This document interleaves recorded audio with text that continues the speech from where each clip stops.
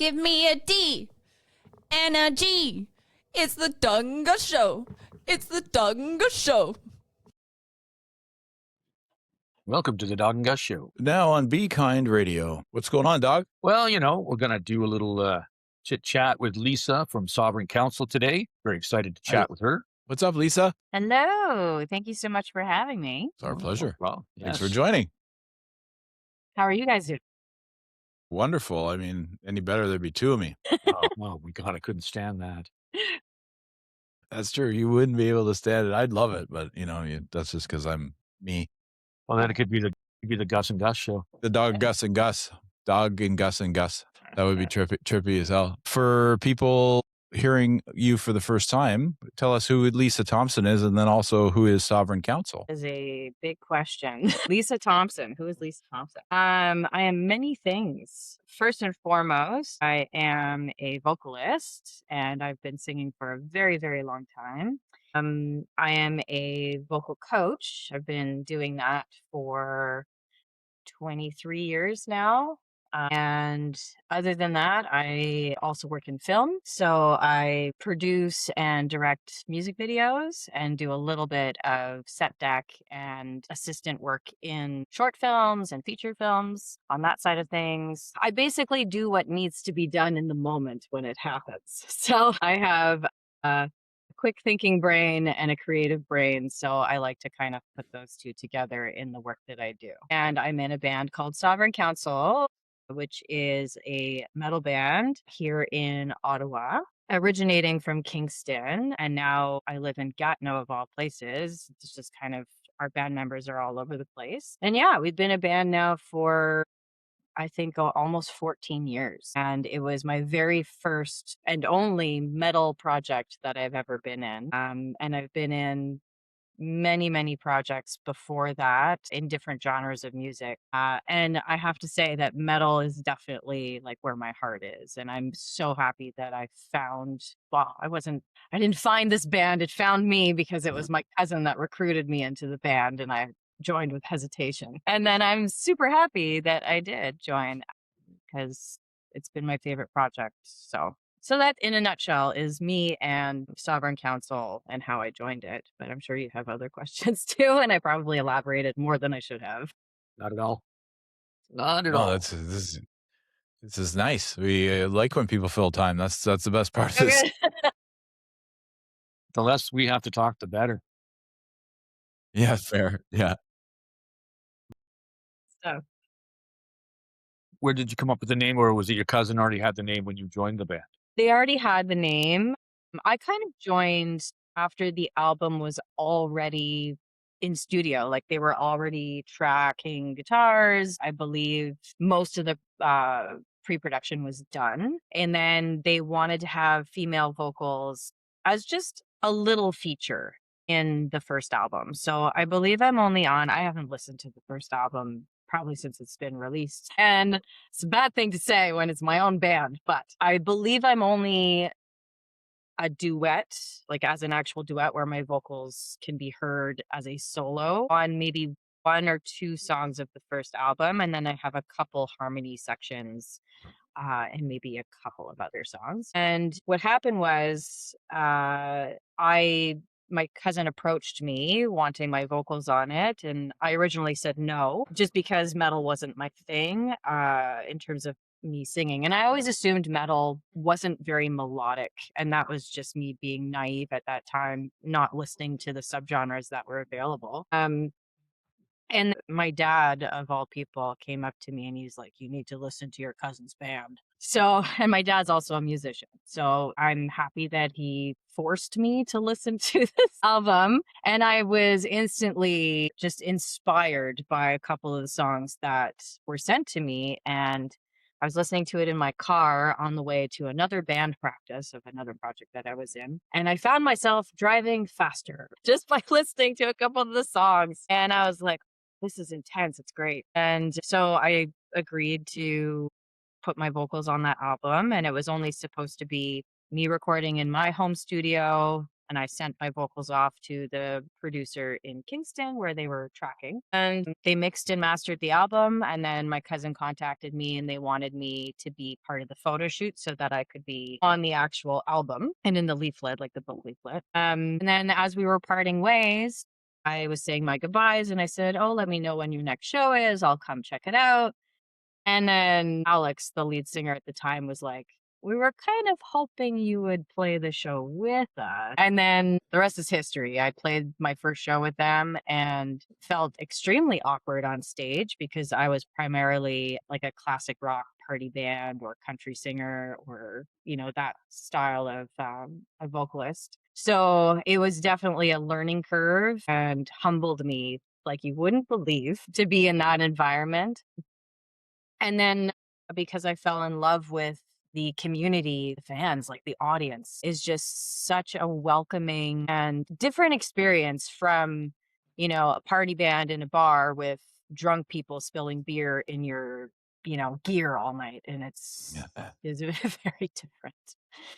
So, so it's been my favorite experiences in my musical career to date is the shows that we've played, the friendships. It's really a band family that I feel anyway, that Sovereign Council is. Oh, it's cool. Like when you said that metal wasn't your first choice, but like, did you have a love for metal previously? Because you did say that you fell in love with that type of music. Like, did you, like you mentioned that your past is classic rock country, but where did the metal, like as a person that listened to music as a younger person, was metal in that genre that you were listening to? It was, but I grew up with Ben, my best friend, who I've known since I was 12. And he would bring me to underground, like death metal, grunge kind of style environment and just violence, like those kind of underground shows. Where I remember this one specific show where one of his friends, it was actually his older brother that was in the band, and he was the vocalist and the screamer. And one of his friends was in the pit, and he comes out of the pit, and his finger is sideways and a bone sticking out. And that was my takeaway from metal experiences, was just loud noise, because of course these underground shows did not have good sound. Or a good space to actually, if it was good sound, to actually have it resonating in a proper space, right?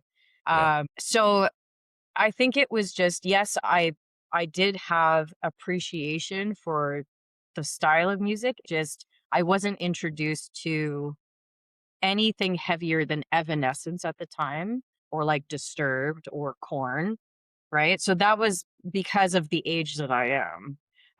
Without saying the age that I am, that's what, for me, because mainstream metal on the radio at the time, to me, that wasn't metal. And again, that's me not having the education in the spectrum that is metal, right? The subgenres. Yeah. So yeah, just having that takeaway from just noise and violence to, oh my goodness, this is insanely good when you actually have the opportunity to explore the subgenres, and the fact that they're kind of based in classical music with orchestration and like all these elements that I had no idea are being drawn from for very specific subgenres, and some of them don't draw from that, or they have different backgrounds, right? So I think it's more that it's just the fact that I wasn't introduced to it in that way. I was just kind of thrown into, hey, you want to come to a show with me, dude? Yeah. And yeah, that's basically how I got into it. Yeah. It's very true though, because I've been to a bunch of shows like you say, and like Mhm. your idea of what this is going to be about, and then you get there and you meet the people in the bands, and they're incredible people, and they're the nicest people you're ever going to meet, with Yeah. like, all wearing leather and big tattoos, and you figure, oh my God, these are scary people, but they're the nicest people. They'll stand and talk to you for hours. They just, like, that was my experience with that for sure. And I have a little story I'll tell you about Steve, because when Steve, who's now in your band, Yeah. when I first saw them, for the very first time when we first started this whole thing, I went to a club over in Gatineau, or in Hull, Mhm. at the Minotaur, and they were Mm. playing. And I was looking at these 4 guys on stage, and they're all dressed in leather, and JP is like 17 feet tall and, Yeah. long hair and all this. And I'm like, oh my God, these guys are really intense. And then I started talking to them. I said, oh my God, these are the nicest guys I've like met in quite some time. So yeah, I understand. Like, and you see the shows, and of course I don't stand anywhere near the pit because I'll end up breaking a hip. So I just kind of stay back. No, it's true. I'll get destroyed in one of those. So anyway, so yeah, I get that for sure. Yeah, and like you said, they're all classically trained. Most metal bands, like the big ones, you can actually do an orchestra with them because the music is so intricate and well written that you can have like proper musicians. Not that they aren't proper musicians, but in a different genre completely. Professional, musical people can replicate what they're doing, which is amazing, right? I would imagine as you as a teacher and sort of like knowing of more about music than both of us combined by far, you would agree with something like that? Yeah, I mean, there's a few band friends that I've accumulated along the journey of Sovereign Council. And I was, I shouldn't say surprised that they were coming from and formed in university, right? But I found in my time in metal that majority of the touring acts that I've encountered have come from like Berkeley or Ottawa U or like they found each other as band members in university, or they went to university themselves. And I didn't really have that experience in like the classic rock, like the local classic rock party bands. It was more so they took private lessons. It was a hobby. It was more of like a passion, right? And not to say that going to university and going further in is not a passionate thing, but I feel like when you get more intricate into the learning process of like music in general, you get a little bit more mathematical, right? And like metal is so intricate and so crazy sometimes that you almost have to have that extreme mathematical brain.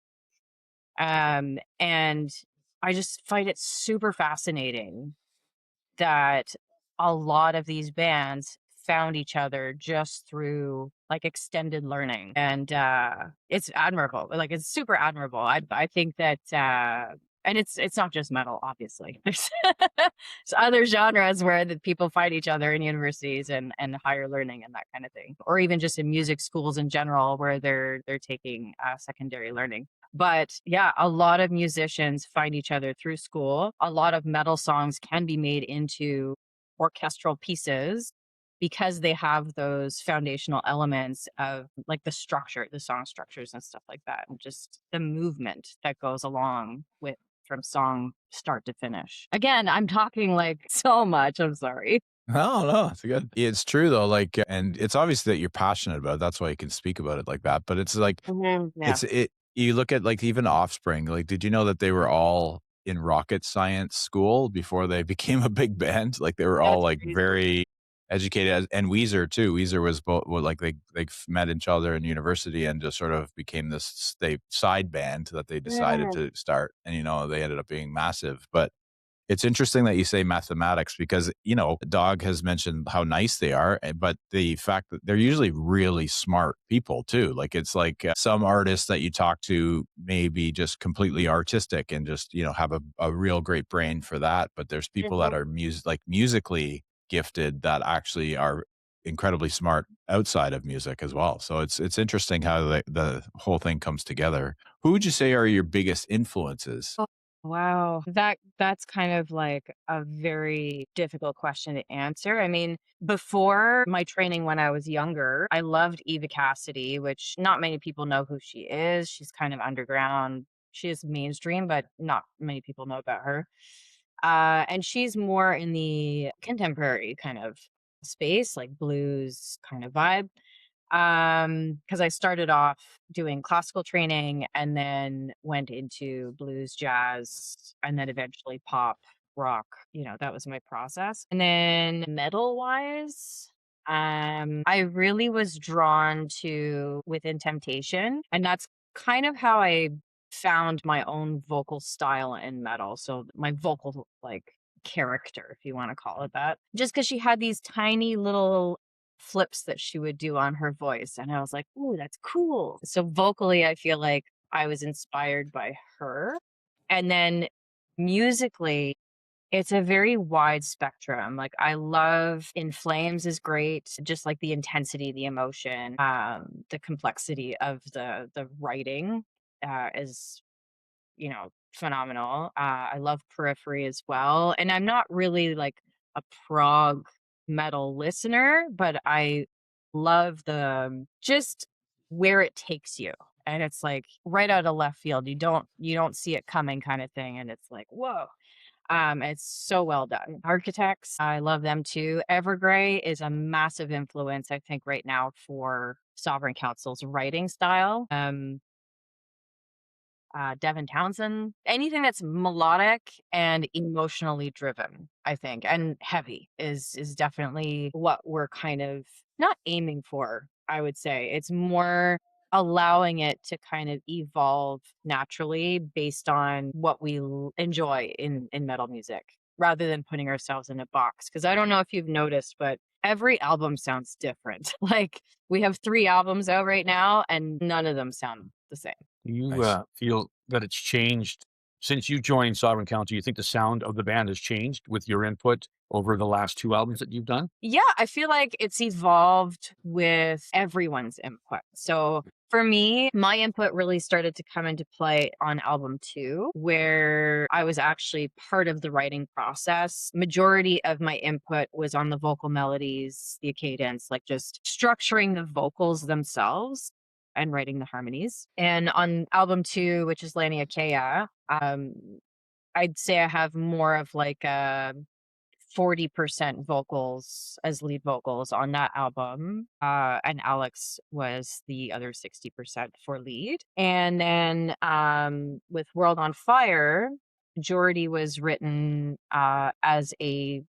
basically as a team. So Chris, my cousin, who is the founding member at the band, he is a don't get mad at me, Chris, if I get this wrong, but I think he's a history major. I should know this. He's my cousin, but he's very, very good with words. Like he's a very, very smart man. And so I would come to him with a lyrical idea, and he would basically make sure that my grammar was proper, and if he had any other ideas that I could use instead of being very direct with lyrics, so making it a little bit more, not in your face, this is what I'm trying to say, so that people can relate to it themselves in their own way rather than shoving it down their throats.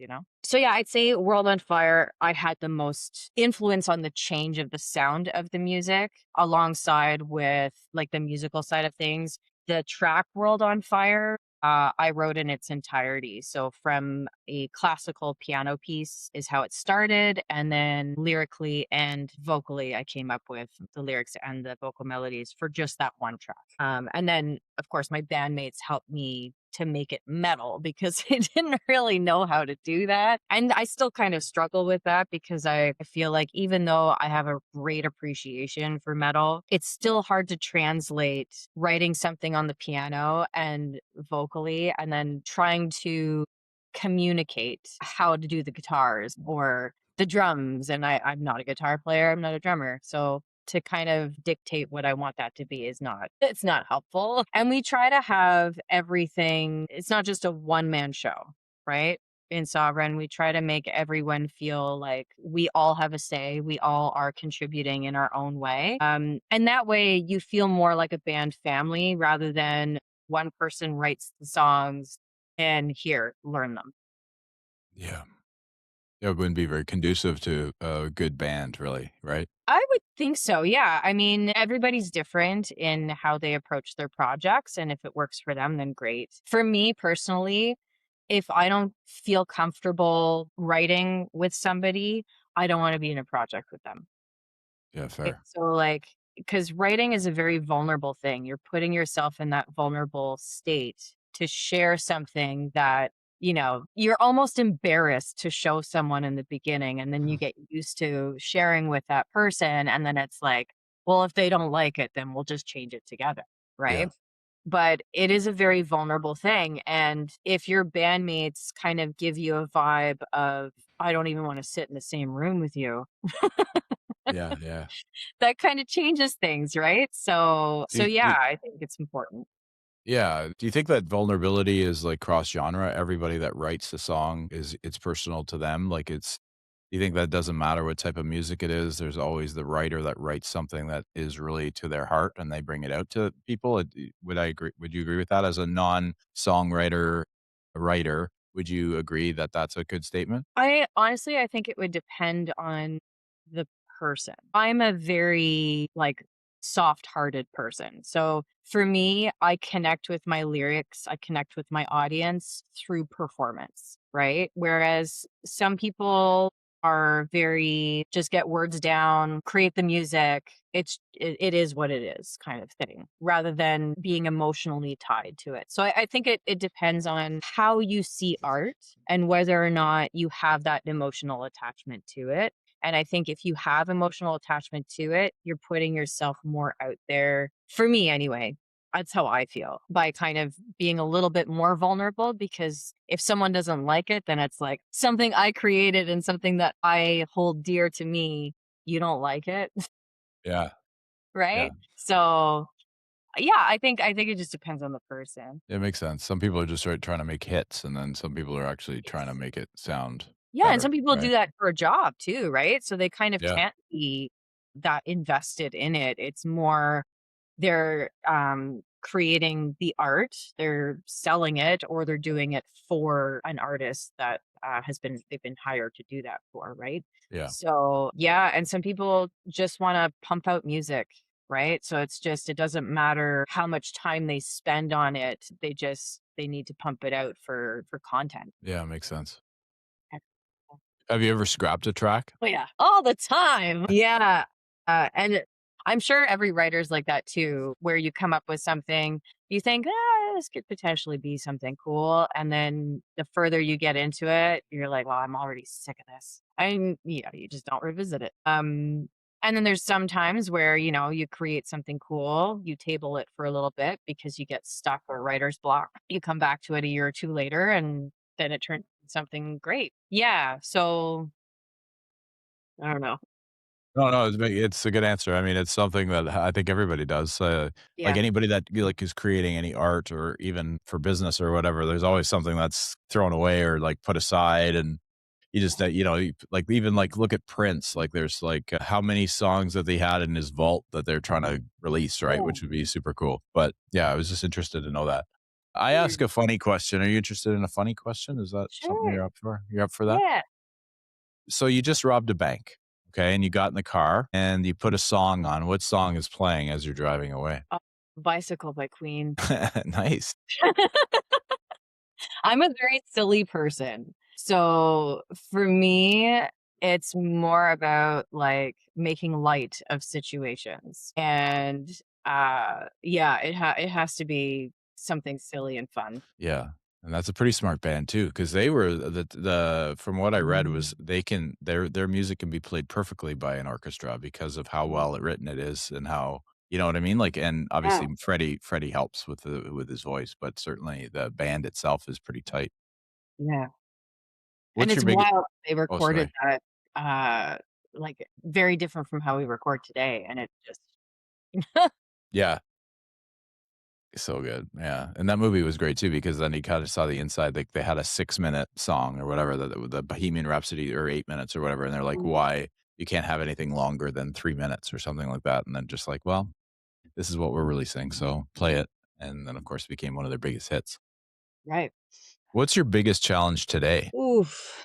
Um, I think for me personally, I wouldn't say for the band because I can't speak for the rest of my guys. The biggest challenge for me is just writer's block. So trying to get back into a routine of creating. And I feel like I'm there now. It took probably a couple years just to kind of get my focus back. And, life happens. Things happen in your life where it takes your focus away from your passion. And yeah, I think now it's just whenever I have free time, I will now schedule it in. So I created like a morning routine of, okay, I get up, I have a cup of coffee, I come downstairs to my studio and I start doing because I do piano warm ups now because I'm trying to improve my skills. So I started, piano lessons. Yeah. And just to kind of help with the writing process too, because, being a vocalist first, having a secondary instrument is very important. And even though I was capable of writing on the piano, I wanted to take it one step further and just help my brain to, get new ideas. So yeah, I'm trying to have that scheduled just to get out of that challenge of, writer's block in general. And I think a lot of people go through writer's block, whether it's trying to find inspiration for lyrics or trying to find inspiration to, come up with chord progressions or even just, a vocal melody or anything like that. So just kind of blocking time out of either once a week or every day or whatever you can handle for your schedule and saying, okay, today I'm going to do 5 minutes of just free writing and just write, random lines of, it doesn't even have to be, song structured kind of lyrics. It's just writing your thoughts down on paper. And then same thing with, your instrument, if that's the case, just kind of go through playing for 5 minutes. It doesn't have to even mean anything, but at least you're working your brain in a creative way. So that's what my challenge is right now is trying to get back into that groove of, not putting pressure on the creativity process, because if I do that, then it's just not going to be organic and it's not going to have that emotional tie.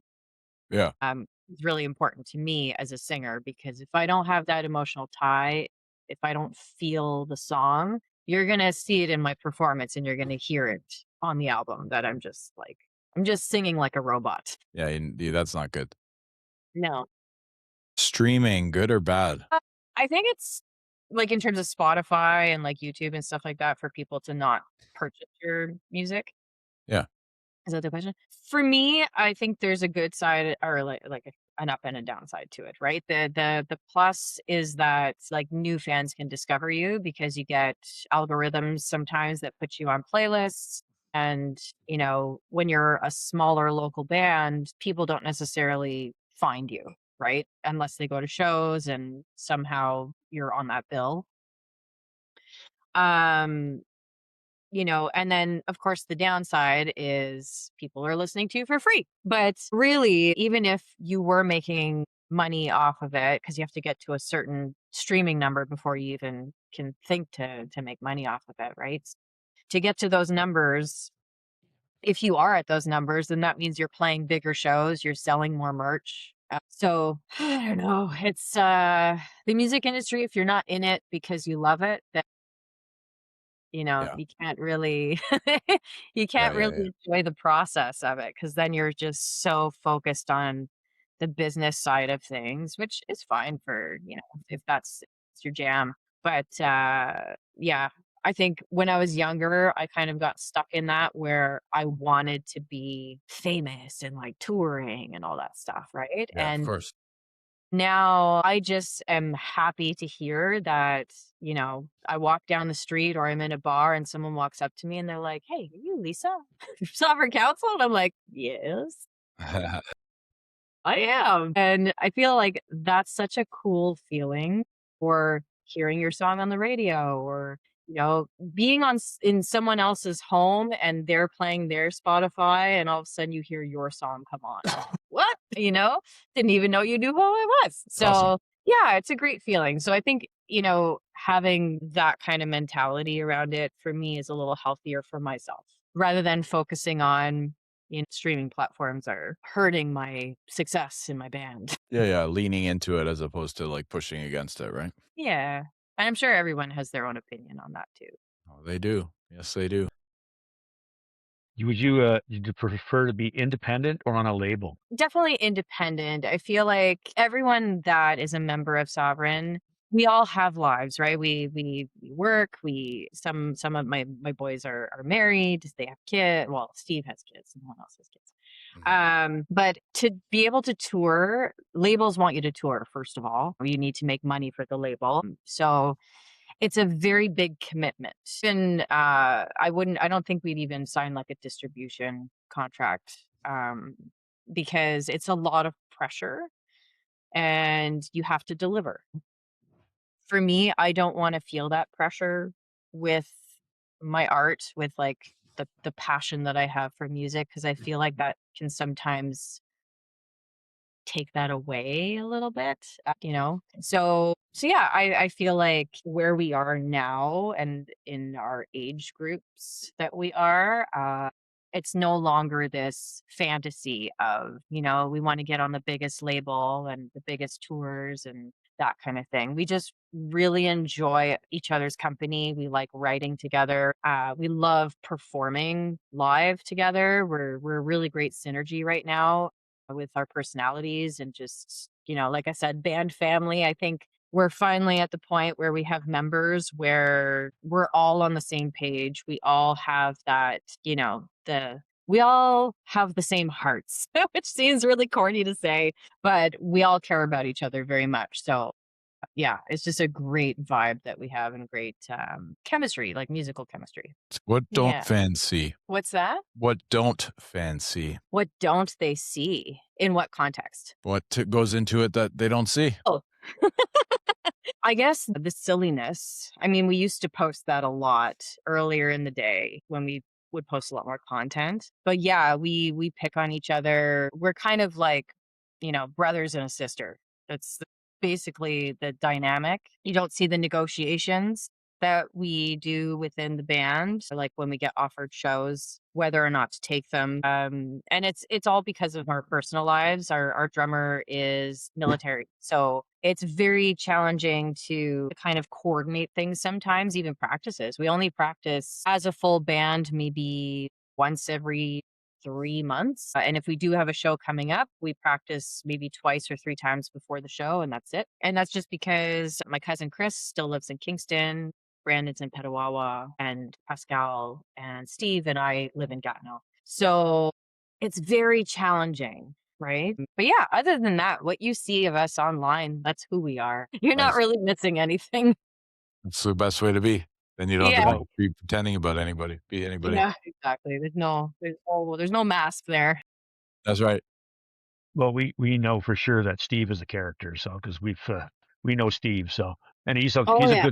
he is a good fit to that band. Like when you guys played at the Rainbow there, that was a really good show you guys put on. I enjoyed that a lot. I was very excited to see you guys because I hadn't seen you, but I'd heard lots about you guys Mhm. because we have friends in Kingston. Are like, you got to listen to these guys. You haven't heard of these guys. You got to listen to these guys. They're from back when you guys were from Kingston, and that's I love when that happens and you're talking to somebody and they're excited about it, and then you get to see them and it's like, you're bang on about it. It's what's the best show you've had to date? It's such a again, like you guys have great questions. That's a hard one to answer because there have been many. Like the first one that I was like blown away by the feeling that you get on stage and by the audience. We played Toronto at the Opera House, opening for Sonata Arctica. And the place was pretty much sold out. So a sea of people, and we were support that night. So, we had the opportunity to kind of get a sense of the audience with the two opening acts. And then we went on, and it was just like the energy in the room was amazing. And we probably put on our most solid show as our smaller condensed lineup. So when we first started as a band, we were 7 members and then got more condensed to 5 by around that time. And it was a great feeling. Another show that we played more recently, which was with Steve for the first time, and I believe it was Pascal's second show. And again, it was probably one of my favorite shows because it felt like the band was finally back to how it used to feel like, actual family.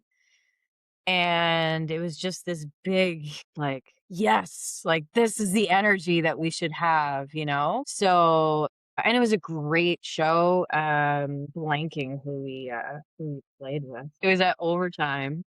Not Overtime. What is that? Overflow. Overflow. Thank you. Yeah. Yeah.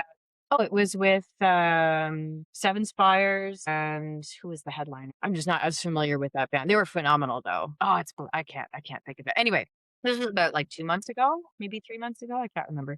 I'm getting up there in age, so please excuse my brain. My memory's not so good. But yeah, that was I'd say those 2 shows are my favorite for sure. Yeah, Nice. absolutely. Is there a funny or wild story? We have many. Like I said, Give we're me one. goofy Just give us people. one. Just one. Okay. So we were on tour, going across Canada back in, I think it was 2017. And we were basically living in a 12-passenger van with all our gear, camping gear, everything in the van. We were like sardines traveling across. And my cousin Chris is a junk food addict, so candy. And we would stop at Walmarts along the way so that we could get groceries because it was really expensive to be on the road. And we had a cooler, so our previous bass player Sean was driving, and Chris was beside me, cooler in the middle, Brandon was in the back, Alex was in the front. And we'd stopped, and Chris got a bag, like a massive bag of jelly beans, so that it would last for the next 5 days on the road. And we were just traveling along, and of course I think we were in Calgary. Don't know the roads, don't know the stoplights or anything like that. And Sean slams on the brakes, but Chris just had the bag open on the cooler. And then jelly beans just like across the front, like just propelled all over the van. And it was just like a shotgun went off of jelly beans. Yeah, jelly bean shotgun. Oh my God. And Chris, his face just dropped because he just lost all of his jelly Yeah, beans. he was upset. Yeah, he's like a little kid. He's like a little kid. He was, yeah, it was, I was laughing my butt off. Like I could That's not funny. just look at him. It was great. And we have a lot of really good, and actually we have a vlog of that whole tour where there's many, many stories that's on our YouTube channel if you want to check it out. Check It's it out. very, What's the YouTube channel called? Just so we could plug it. it's just Sovereign Council. So on YouTube, yeah. Your next tour could be the Jelly Bean Tour. Yeah. Sponsored by what's this? Sponsored by Jelly yeah. Bellies. Jelly Belly. Jelly Bellies. Yeah. There you go. Those are the finest jelly beans on the earth. Yeah. I'm a bit of think- a sweet tooth guy too, so makes sense. There you go. Not for jelly beans. No? No. Not so much, no. But I think it'd be funny. Next show I go to see, I'm going to throw a pack up on stage and see what happens. Yeah. Good. He would Yeah, really like yeah. that, actually. Yeah.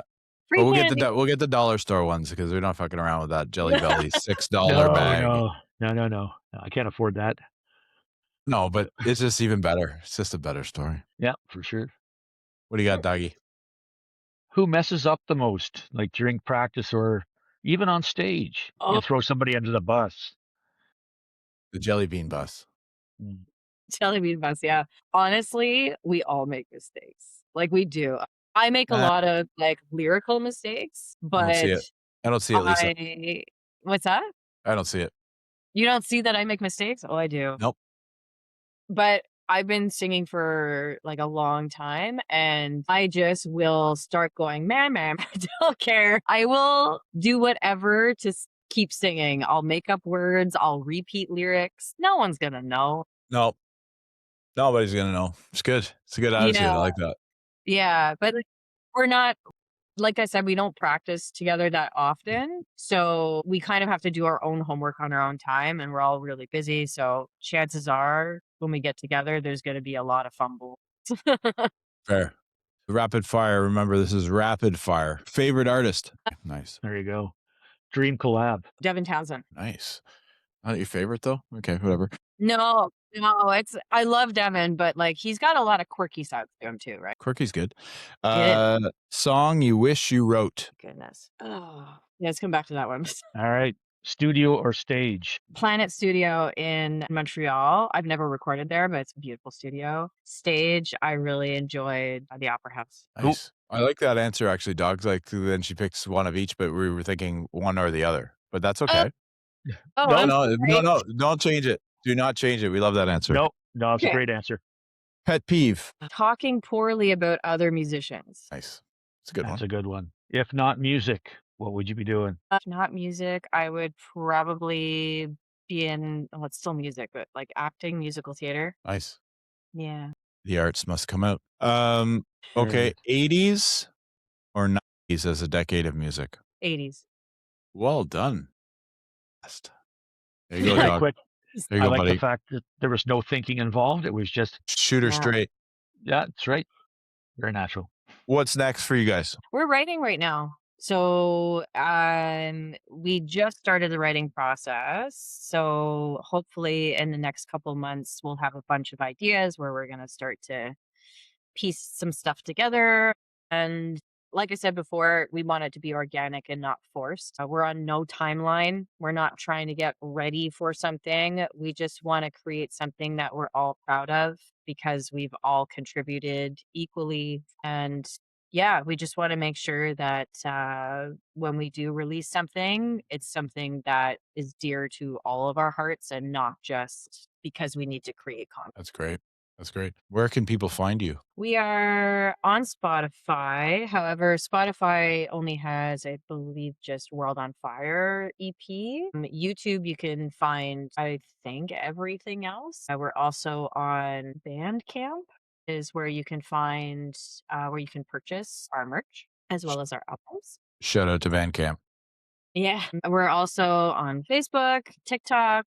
You can also find me as a vocalist on YouTube because I have my own YouTube channel. It's just Lisa Thompson. My own TikTok as well. And I believe Steve does as well. Steve has Dismarium on YouTube.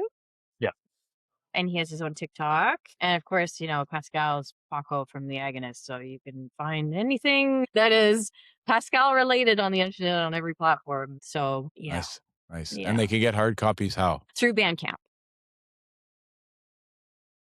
Nice. Oh, that's a good. When's the next show? Not sure yet. Oh, okay. We're being a little bit careful about booking right now because it's the summer coming up. Our guitarist Chris, my cousin, he has his wedding coming up this summer. So there's a lot going on behind the scenes that that we just want to be careful we're not accepting a show and then have to cancel last minute because we really don't like doing that to people where they Mhm. plan around our ticket sales or whatever it is. And then we have to pull out of the gig last minute. I don't think that's fair to the promoters. Nope. So we're trying to not accept too much right now. So currently we have no shows booked. There have been things presented to us and we feel really bad for not accepting them. But at the same time, it's more that we respect the people that are putting these shows on. So writing for right now. Nice. Okay. Well, Lisa, thank you very much. That was great. Thank you so much for having me and for your awesome questions. That was fun. It's the least we can do as a podcast. We got to ask some Yeah, good well, questions. you know, Yeah, might be else ask a we're- couple of good questions. Yeah, Yeah. maybe just one or two. You'll have to DM me when you do have your next show because I don't want to buy jelly beans and have them go all stale on me. Okay. That's what we're going to name this episode. Lisa Thompson and the Jelly Beans. And Love jelly that. beans. Thanks again. Thank you. Dawg and Gus, Dawg and Gus, Dawg and Gus.